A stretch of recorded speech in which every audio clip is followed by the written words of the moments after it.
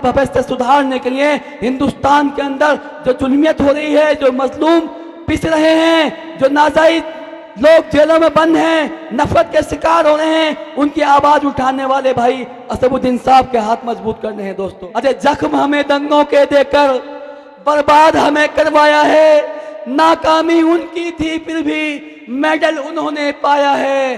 होंगे बरी अदालत से हम उम्मीद ये ताहिर रखते थे, तुमसे मिलने की खातिर हम खुद को जिंदा रखते थे। मेरे बड़े भाई, आज सड़क से संसद तक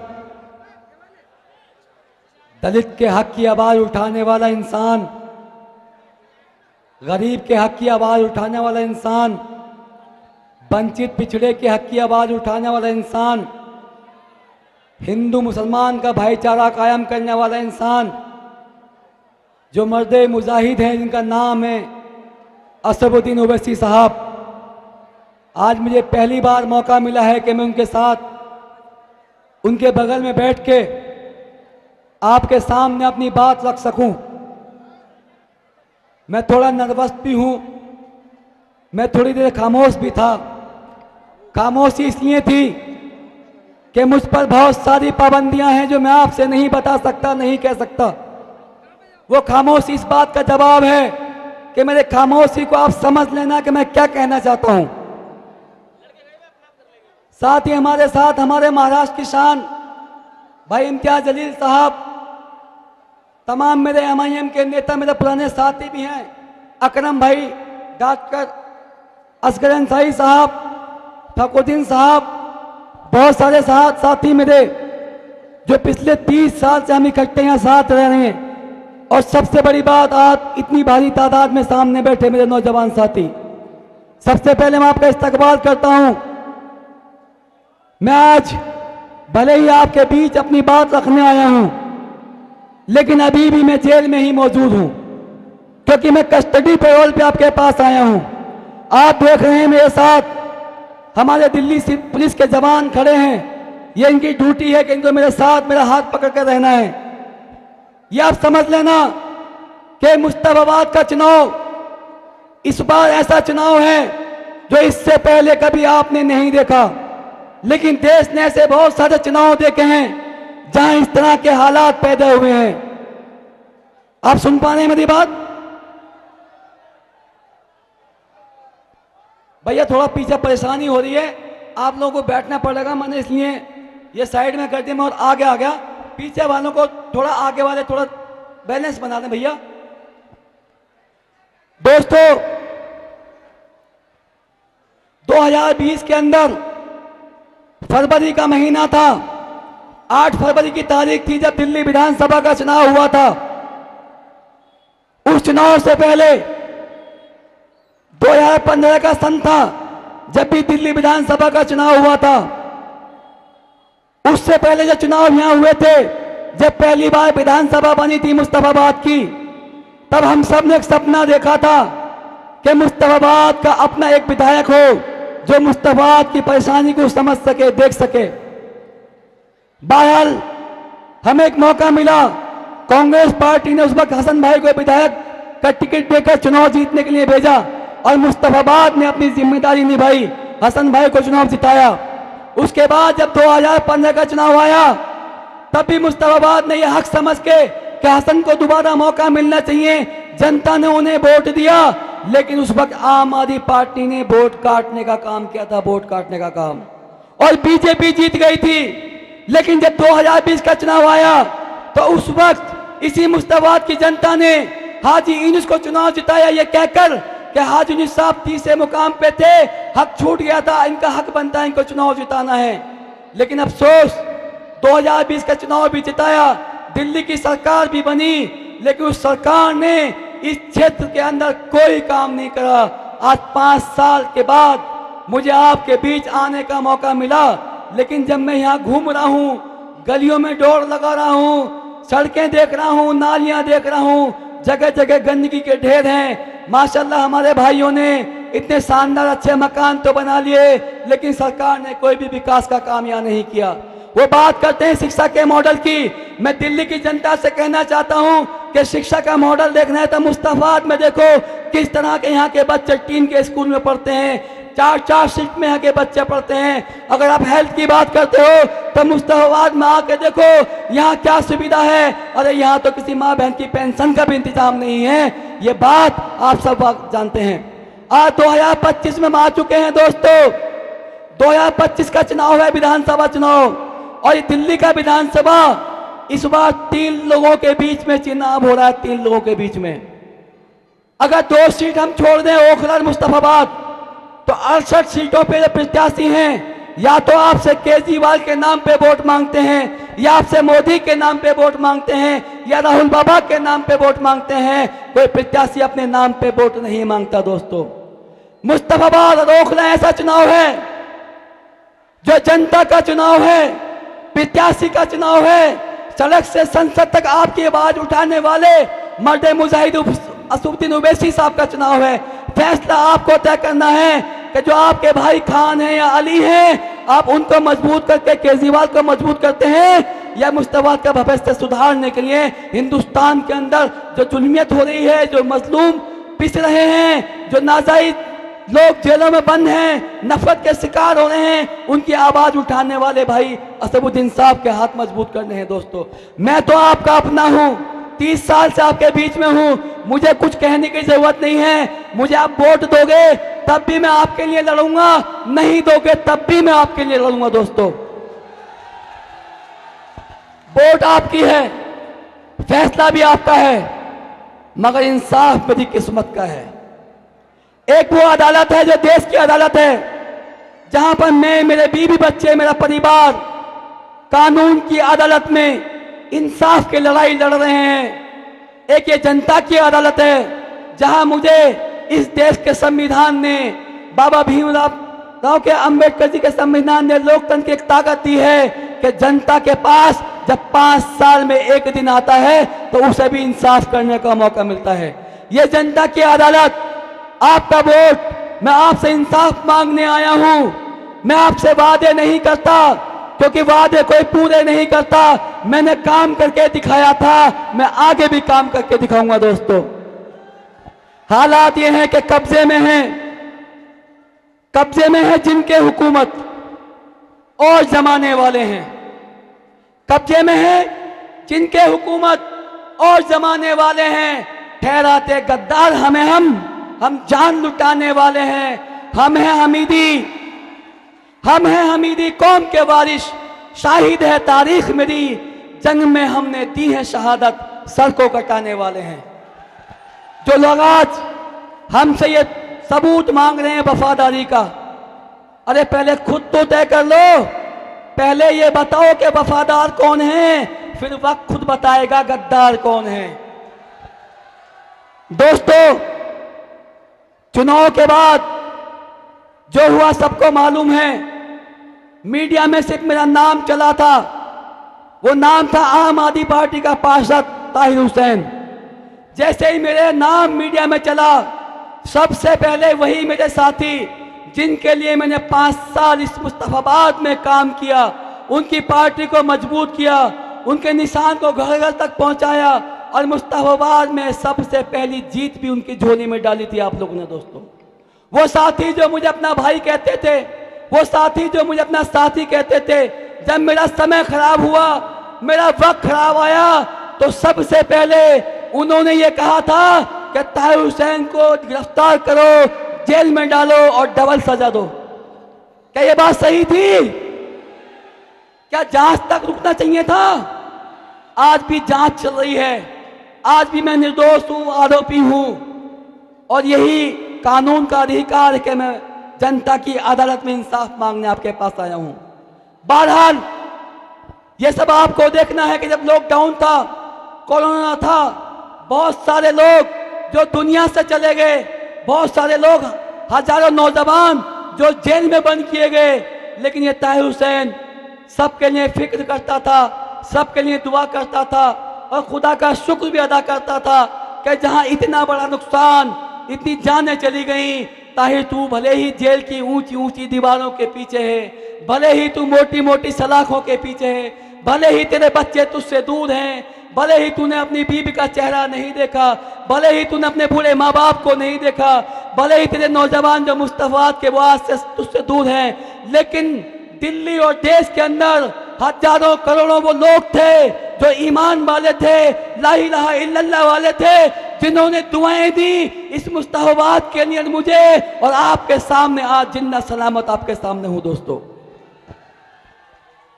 दर्द की बहुत लंबी दास्तां है, एक एक दिन बरसों सा लगता जेल की चार दीवारी में, नाम तलक तुम भूल गए मेरा क्या खता थी यारी में, अंधेरों में दिन हैं गुजरे हाल कहूं क्या रातों के, तकलीफें मुझ पर क्या गुजरी बयां करूं क्या शब्दों में, खामोशी के उस मंजर में कुछ शब्द चुनिंदा रखते थे, तुमसे मिलने की खातिर हम खुद को जिंदा रखते थे।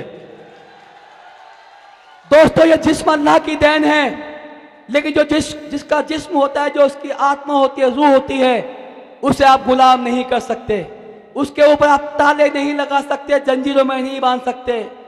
जिस्म अभी बंदी है मेरा, होती रूह गुलाम नहीं, तूफान में यूं छोड़ के जाना बात तुम्हारी आम नहीं।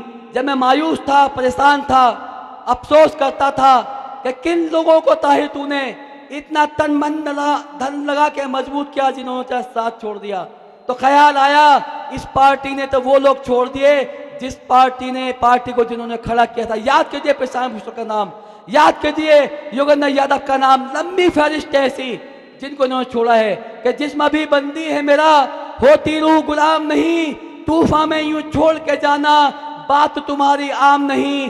तकदीरों के खेल निराले करते खुदा को देखा है, तकदीरों के खेल निराले करते खुदा को देखा है, होकर सजा फांसी की फिर भी जीवन मिलते देखा है। सच्चाई हमें मंजूर है, लेकिन इल्जाम वो झूठा रखते हैं, तुमसे मिलने की खातिर हम खुद को जिंदा रखते हैं। दोस्तों, मेरी बेटी उस वक्त बहुत छोटी थी जब मैं टूटता था जेल से। बहुत सारे साथी हैं जो जेल काट करके आए हैं, सबको मालूम है कि 5 मिनट की कॉल की सुविधा हर कैदी को मिलती है, जो उसके घर वाले वो नंबर उसको देते हैं, इसका एफिडेविट लगता है, वो ऑटोमेटिक सिस्टम है। दोस्तों, फिंगर लगा के 5 मिनट उसके घर कॉल कनेक्ट हो जाती है। अब 5 मिनट में जितनी बातें आप कर सकते हो वो आप कर सकते हो। उस वक्त मेरी बेटी मुझे बोलती थी, अबू आप रोना मत, अबू आप परेशान मत होना, आप निर्दोष हो, हम आपके साथ थे उस दिन, आपने हमारी जान बचाई थी, आपने हमारी हिफाजत करने के लिए घर से बाहर निकले थे अपने छत के ऊपर, हमारी दुआएं आपके साथ हैं। मेरी जैसी मेरी बहनें देश में इतनी दिल्ली में थी जिनकी दुआएं हम आपके साथ हैं। अबू आप छूट जाओगे, हमें सुप्रीम कोर्ट भी जाना पड़ेगा तो आप निर्दोष साबित होगे। दोस्तों, जब वो बेटी मेरी बोलती थी, ऐसा लगता था कि मेरी बेटी क्या हर वक्त दरवाजे पे खड़ी है, इंतजार कर रही है। तो मैंने कहा था कि दरवाजे पर नजर है उसकी, दरवाजे पर नजर है उसकी, इंतजार मेरा वो करती है, जल्द आओगे वापस तुम अब्बू, बेटी मेरी ये कहती है। अरे जख्म हमें दंगों के देकर बर्बाद हमें करवाया है, नाकामी उनकी थी फिर भी मेडल उन्होंने पाया है, होंगे बरी अदालत से हम उम्मीद ये ताहिर रखते थे, तुमसे मिलने की खातिर हम खुद को जिंदा रखते थे। दोस्तों, मैं ये बात आपसे इन शब्दों के जरिए इसलिए कहना चाहता हूं कि सारी बात विस्तार से करूंगा तो रात भी खत्म हो जाएगी, मेरी परेशानी, मेरी मुसीबत, मेरी तकलीफें खत्म नहीं होंगी। लेकिन ताहिर हुसैन मुसीबत से घबराने वाला आदमी नहीं है, ताहिर हुसैन तकलीफों से दूर भागने वाला आदमी नहीं है। ताहिर हुसैन वो शख्स है जिसने गंगा के किनारे छोटे से गांव में जन्म लिया था। ताहिर हुसैन वो शख्स है जिसके बाप ने मजदूरी करके उसको पाल पोस के बड़ा किया था। ताहिर हुसैन वो शख्स है जिसके परिवार के 50 भाई जो हमेशा साथ खड़े होकर यहाँ तक मुकाम पे पहुँचाने का काम किया है। और उससे बड़ी बात, इस मुस्तफाबाद ने 25 साल से ताहिर हुसैन को देखा है, जाना है, परखा है। मुस्तफाबाद ताहिर भाई के साथ था, ताहिर हुसैन के साथ है और ताहिर हुसैन के साथ रहेगा। लेकिन इसी बीच एक बड़ी मशहूर सी बात है कि लोग अपने दुख से परेशान नहीं, दूसरे के सुख से परेशान है। सुना है ना या नहीं सुना? आवाज लगा के बताओ, सुना नहीं सुना? 4 दिन हो गए चुनाव प्रचार में मुझे आए हुए। ये माहौल जो आज खड़ा दिख रहा है सैलाब है। ये माहौल खड़ा करने की जो देन है, जो मेहनत है, वो है मेरी पार्टी के राष्ट्रीय अध्यक्ष ओवैसी साहब की पहचान, उनका नाम। ओवैसी साहब जब बोलते हैं तो देश उनको सुनता है। दोस्तों मैं आपको बता रहा हूं, अभी तक लोग ये जानते हैं कि ओवैसी साहब सिर्फ मुसलमानों के लीडर हैं। आपको पता नहीं है ओवैसी साहब इस वक्त देश के लीडर हैं, देश के लीडर हैं। अगर मोदी को देश सुनता है तो ओवैसी साहब को भी देश सुनता है। बाकी केजरीवाल को कोई नहीं सुनता दिल्ली के अलावा। जब ऐसे हालात 4 दिन में मैंने देखे कि जो लोग चुनाव प्रचार में थे, मेरे जेल से प्रचार में आने के बाद उनकी हवाइयां उड़ी हुई हैं, उनकी नींदें खराब हैं, वो परेशान हैं। भैया जलिस करने से कुछ नहीं होगा, हसद करने से कुछ नहीं होगा, क्योंकि हसदखोरों की कमी नहीं और हमदर्दों की भीड़ नहीं। मैं मानता हूं कि हमदर्द बहुत ज्यादा नहीं होते, लेकिन हसदखोर बहुत ज्यादा होते हैं। पहचानना आपको है, पहचान आपको करनी है। हसदखोरों की कमी नहीं और हमदर्दों की भीड़ नहीं। गद्दार हमें वो कहते हैं पर देते कोई दलील नहीं। काम ऐसा कुछ कर जाऊं मैं जो भारत की शान बढ़े। जान मेरी हाजिर है ये जब देश को कोई काम पड़े। तन्हाई के इस आलम में कुछ सपने सजा कर रखते हैं, तुमसे मिलने की खातिर हम खुद को जिंदा रखते हैं। दोस्तों मेरी माँ बहनें छतों से मुझे सुन रही हैं, मुझे देख रही हैं, मुझे समझने की कोशिश कर रही हैं। जब मैं सड़क पे गलियों में जा रहा हूँ हर कोई मुझे छूने की कोशिश करता है, लेकिन प्रोटोकॉल है कि मैं अभी तक जेल में हूँ, जेल की कस्टडी से बाहर नहीं हूँ। मैं अपने हाथ हिला के उनको सलाम पेश करता हूँ, उनकी आंखों के आंसू को अपने आंखों से देख के उनका दर्द महसूस करता हूँ और उनके मायूस चेहरों को देख के मैं अपने अंदर इस बात की फिक्र करता हूं कि आज मेरी माँ बहनें मुझे देख के कितनी मायूस हैं। मैं कहना चाहता हूं जिस तरह से पुरानी बात है कि देर हो सकती है मगर अंधेर नहीं, ठीक कानून की अदालत में भी देर तो है मगर अंधेर नहीं है, अंधेर नहीं है। एक दिन वो आएगा जब मैं आपके बीच वापस आजादी के रूप में आऊंगा। जब मैं आ रहा था मेरे नौजवान साथी एक नारा लगा रहे थे कि शेर आया, शेर आया। आपको पता है ना शेर क्या खाता है? शेर जो खाना खाता है वो घोड़ा नहीं खाता। शेर इंसान को तबाह करता है, परेशान करता है, बर्बाद करता है। घोड़ा वो चीज है कि अपनी पीठ पे बिठा के सवारी को मंजिल तक पहुंचाता है, उसकी देखभाल करता है, उसके वजन को अपने ऊपर बिठाता है। मैं 5 साल से जेल में जरूर हूं लेकिन मैंने घोड़े वाला खाना खाया है। मैं घोड़ा हूं, घोड़ा। आपकी परेशानियों के वजन को अपने सर पे, पीठ पे बिठा के खत्म करने का काम करूंगा। दोस्तों दास्तान बहुत लंबी है मेरे पास, तमाम तरह के ख्याल आते थे। वो एक साल जब कोरोना था, लॉकडाउन था, मुलाकात नहीं थी, परेशानियां ही परेशानी थी। जेल के अंदर जितने भी बंदी भाई थे सब के सब परेशान थे, क्योंकि सामान भी नहीं आ पाता था, सब्जियां भी नहीं आती थी। जो भी सामान आता था लिमिटेड, उसी में सबको पूरा करना पड़ता था। जब वो दौर था, इधर जब मैं घर की तरफ देखता था, रोज अखबार में मैं सुनता था, अखबार में पढ़ता था। एक दिन ऐसा नहीं था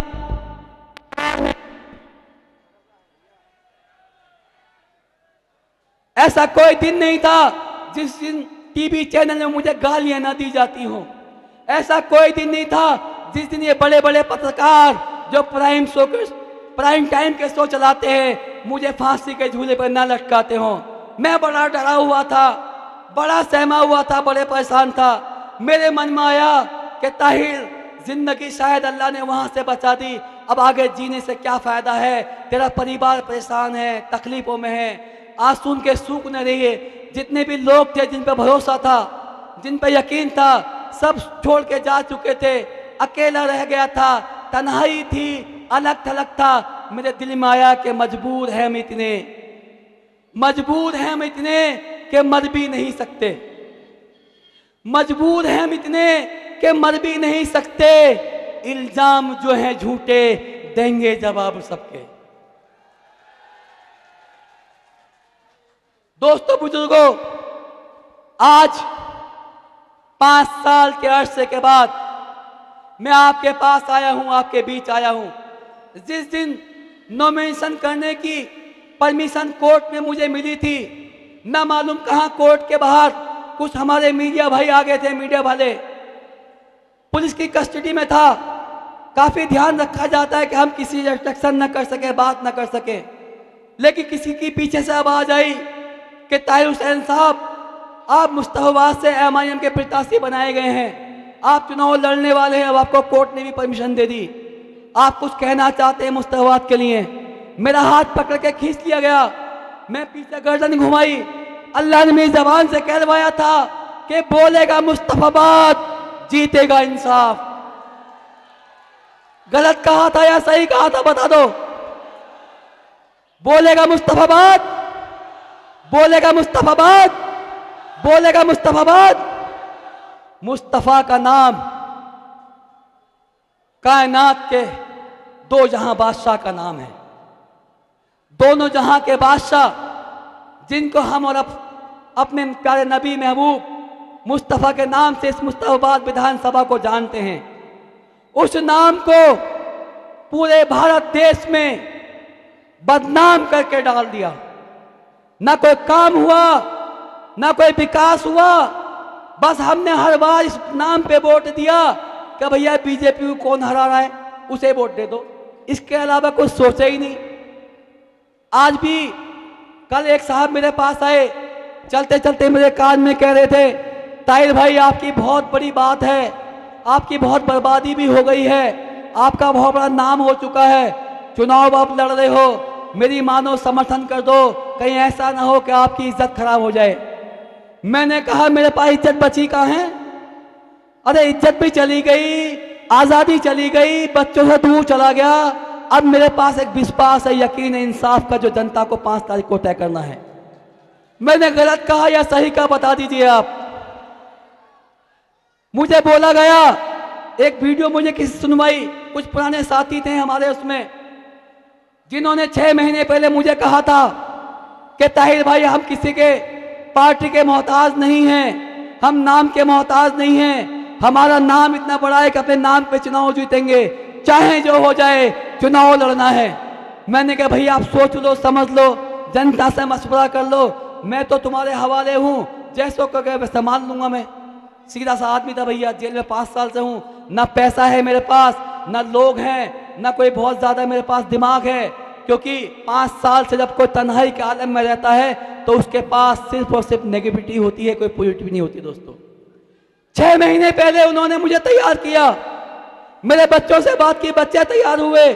जब ये फैसला ले लिया गया, इलाके की दीवारों पे ताहिर हुसैन के फोटो के साथ पोस्टर लगा दिया गया, अचानक हलचल मचती है।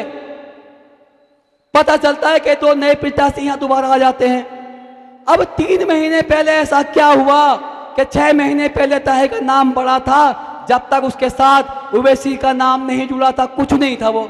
आज उवैसी साहब का नाम जुड़ा है, तब भले ही देश में एक पहचान बनी हो, बनी ना बनी बता दो भाई साहब।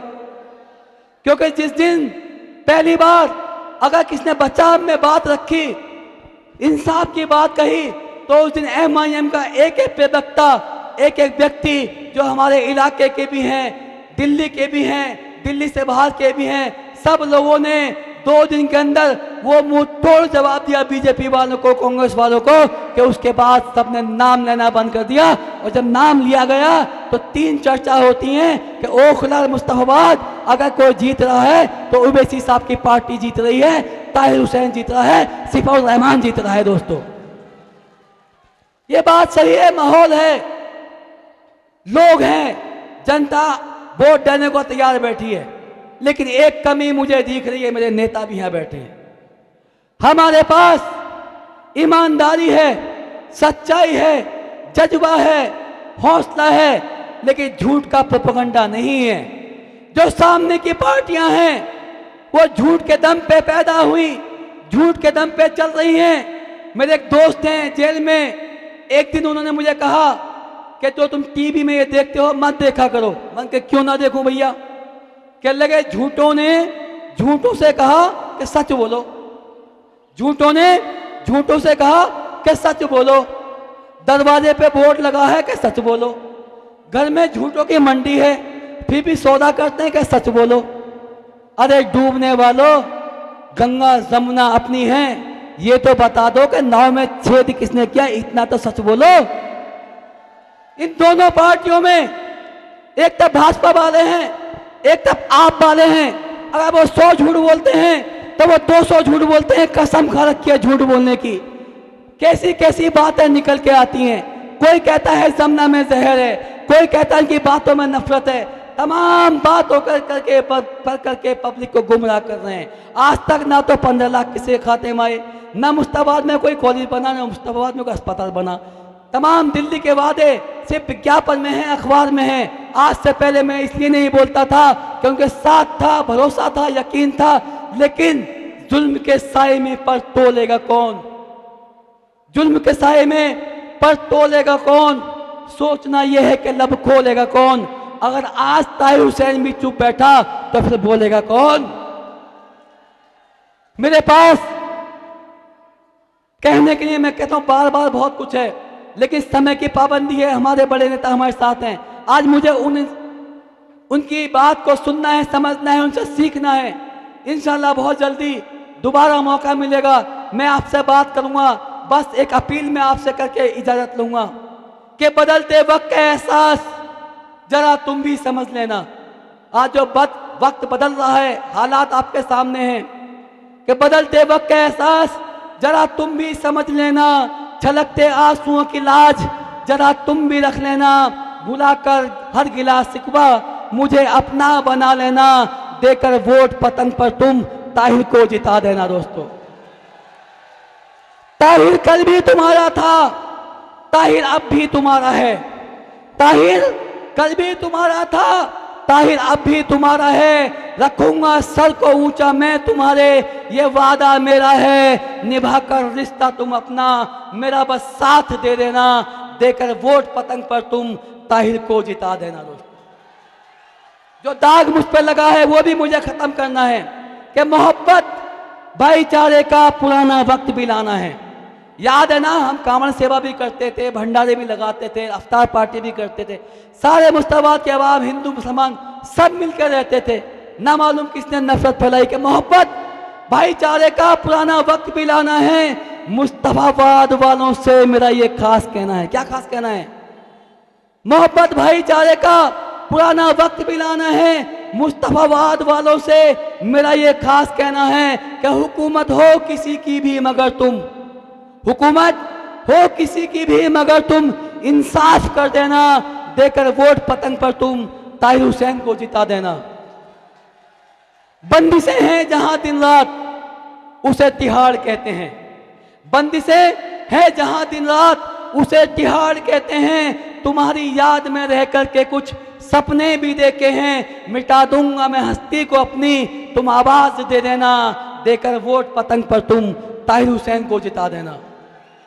खुदा के वास्ते, खुदा के वास्ते तुम मुझे यूं मायूस ना करना। हुआ जो जुल्म मुझ पर है उसे यूं मत भुला देना। पीड़ित हूं मैं, अपराधी नहीं, जमाने को बता देना। देकर वोट पतंग पर तुम ताहिर हुसैन को जिता देना। और आखिरी बात कि सभी माँ बाप जैसे हैं मेरे और भाई बहने हैं। सभी माँ बाप जैसे हैं मेरे और भाई बहने हैं, क्योंकि मेरा मानना है कि तकदीर दुआओं से बदली जाती है। परेशानियां दुआओं से खत्म होती हैं। तकदीर के फैसले दुआओं से बहुत ज़्यादा पलटे जाते हैं। सदका करें मेरे लिए, नमाज पढ़ें, अल्लाह का शुक्र अदा करें, लेकिन 5 तारीख को जीत की दुआ करें कि सभी माँ बाप जैसे हैं मेरे और भाई बहने हैं। सभी नौजवान साथी हैं मेरे और क्षेत्र के वासी हैं। दुआ तुम मांगना, अल्लाह के आगे हाथ फैलाना, देकर वोट पतंग पर तुम ताहिर हुसैन को जिता देना। अस्सलाम वालेकुम।